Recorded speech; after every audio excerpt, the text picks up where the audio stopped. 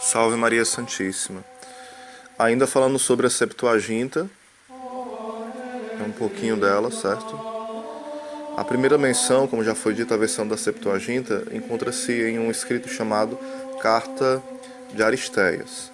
Segundo esta carta, Ptolomeu II de Filadélfia tinha estabelecido recentemente uma valiosa biblioteca em Alexandria. Ele foi persuadido por Demétrio de Fálaro, responsável pela biblioteca, a enriquecê-la com uma cópia dos livros sagrados dos judeus, para conquistar as boas graças deste povo. Ptolomeu, por conselho de Aristéias, oficial da guarda real, egípcio de nascimento e pagão por religião, emancipou 100.000 escravos de diversas regiões de seu reino. Então enviou representantes, entre as quais Aristéias, a Jerusalém, e pediu a Eleazar, o sumo sacerdote dos judeus, para que fornecesse uma cópia da lei dos judeus. Uma cópia da lei, aliás, e judeus capazes de traduzi-las para o grego. A embaixada obteve sucesso. Uma cópia da lei, ricamente ornamentada, foi enviada para o Egito, acompanhada por 72 peritos no hebraico e no grego, 6 de cada tribo.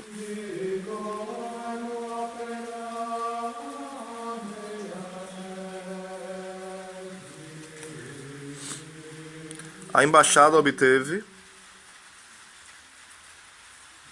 grande sucesso com isso, e foi enviada de cada tribo 6 pessoas, para ter o desejo do rei. Estes foram recebidos com grande honra e durante 7 dias. Surpreenderam a todos pela sabedoria que possuíam, demonstrada em respostas que deram a 72 questões. Então eles foram levados para a isolada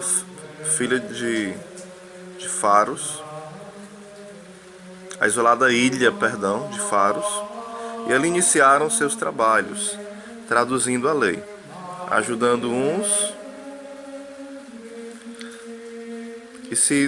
e ajudando também os outros que precisavam mais tirar algumas dúvidas dessa tradução, E comparando as traduções, conforme iam determinando, então ia concluindo a obra. Iam vendo se a tradução do outro estava melhor, qual que precisava ser corrigido, aonde precisava, Então um ia ajudando ao outro para ver até onde poderia se melhorar a tradução. Ao final de 72 dias, a tarefa estava concluída. A tradução foi lida na presença de sacerdotes judeus, príncipes e povo, reunido em Alexandria. A tradução foi reconhecida por todos e declarada em perfeita conformidade com o original hebraico. O rei ficou profundamente satisfeito com a obra e a depositou na sua biblioteca. Comumente se acredita que a carta de Aristéias foi escrita por volta do ano 200 a.C., 50 anos após a morte do rei Filadélfio. Não há ainda entre os estudiosos um consenso sobre a origem e a autenticidade desta carta. Embora a grande maioria considere seu conteúdo fantasioso e lendário, questiona-se se não há algum fundamento histórico disfarçado sob os detalhes lendários. Por exemplo, hoje se sabe com certeza que o Pentateuco foi mesmo traduzido em Alexandria. Como foi feita a difusão e também as revisões desta obra. Como eram poucos judeus que ainda possuíam conhecimento da língua hebraica, de modo especial de domínio helenista, por volta do século IV até o século a.C., onde o koine, que é o grego popular, era um idioma falado, a Septuaginta ela teve um bom acolhimento, principalmente pelos judeus alexandrinos, que foram seus principais difusores, seus principais divulgadores, pelas nações onde o grego era falado. A Septuaginta foi usada por diferentes escritores e suplantou os manuscritos hebraicos na vida religiosa. E por conta da sua grande difusão dentro do ambiente helênico, tanto entre os judeus como entre os gregos cristãos, as cópias da Septuaginta passaram a se multiplicar. E daí deu origem a variações contextuais. Orígenes,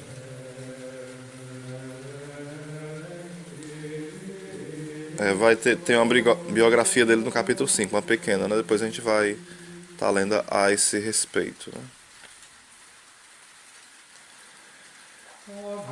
Em razão da sua grande difusão, aí depois teve algumas variações contextuais. O Orígenes, né, foi fazer uma das revisões dela. E no livro do Rafael Rodrigues vai falar um pouco sobre isso, né? Porque depois vão querer atribuir a Septuaginta a Orígenes, mas Orígenes ele não foi ele, né? Mas ele fez algumas revisões e comparações. Orígenes, motivado pela necessidade de restaurar o texto à sua condição original, dá origem à sua revisão que ficou registrada em sua famosa obra, conhecida como Explar. A gente já falou isso em outro áudio, né? Luciano, sacerdote de Antioquia e Marte, no início do século IV, publicou uma edição corrigida de acordo com o hebraico. Tal edição reteve o nome de Koiné, edição vulgar, e às vezes é chamada de Loukianos, após o nome de seu autor. E por fim, Ezequiel, um bispo egípcio, publicou quase que ao mesmo tempo uma nova revisão difundida principalmente no Egito. Vamos falar sobre os manuscritos. Os 3 manuscritos mais conhecidos da Septuaginta são o Vaticano, que é o Codex Vaticanus, do século IV. O outro escrito seria o Codex Alexandrinus, que volta do século V. E atualmente no Museu Britânico de Londres nós temos também um outro manuscrito. E o nome desse manuscrito é chamado Codex Sinaiticus. É do século IV também. Descoberto por Tischendorf, no convento de Santa Catarina, no Monte Sinai, em 1844 e 1849, sendo que parte se encontra no Leipzig e parte em São Petersburgo. Todos foram escritos em unciais. O que seriam esses unciais? São letras maiúsculas, né? O Codex Vaticanus é considerado o mais fiel dos 3, geralmente tido como o texto mais antigo, embora o Codex Alexandrinus carregue consigo o texto da Explar e tenha sido alterado segundo o texto massorético, né? O Codex Vaticanus é referido pela letra B, o Codex Alexandrinus pela letra A e o Codex Sináticos pela letra do alfabeto hebraico, Aleph ou S. Aí quais são os livros que estão presentes na Septuaginta? Qual é a lista, né? Vamos lá. Os livros presentes são os seguintes, conforme a ordem original, né? Gênesis, Êxodo, Levítico, Números, Deuteronômio, Josué, Juízes, Ruth, 1 Samuel e 1 Reis, 2 Samuel e 2 Reis, 1 Reis e 3 Reis, 2 Reis e 4 Reis, 1 Crônicas, 2 Crônicas, 1 Esdras, 2 Esdras, Esté, Judite, Tobias, 1 Macabeus, 2 Macabeus, 3 e 4 Macabeus, Salmos, Odes, Provérbios, Eclesiastes, Cântico dos Cânticos, Jó, Sabedoria, Eclesiástico, Siraque, Salmo de Salomão, Oséias, Amós, Miqueias, Joel, Obadias, Jonas, Naum, Abacuque, Sofonias, Ageu, Zacarias, Malaquias, Isaías, Jeremias, Lamentações, Baruque, Epístola de Jeremias, Ezequiel, Susana, Daniel, Bel e o Dragão. E aqui é tirado da Sociedade Bíblica do Brasil, né? Então, eles não podem negar que a Septuaginta já continha esses livros, né, que os próprios hebreus traduziam. É importante notar que o conjunto dos livros da Septuaginta é bem maior do que qualquer versão do Antigo Testamento disponível nas Bíblias católicas, ortodoxa e protestante. A gente viu até alguns nomes aqui, né? Diferentes. Por exemplo, Susana. A gente viu. A gente foi vendo Macabeus 3 e Macabeus 4.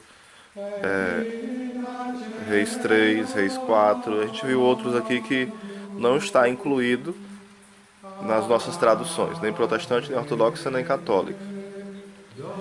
É importante notar que o conjunto dos livros da Septuaginta é bem maior mesmo, né? Na tradução da Septuaginta original continua esses livros, né? O que isso necessariamente significa? Qual o significado desta questão?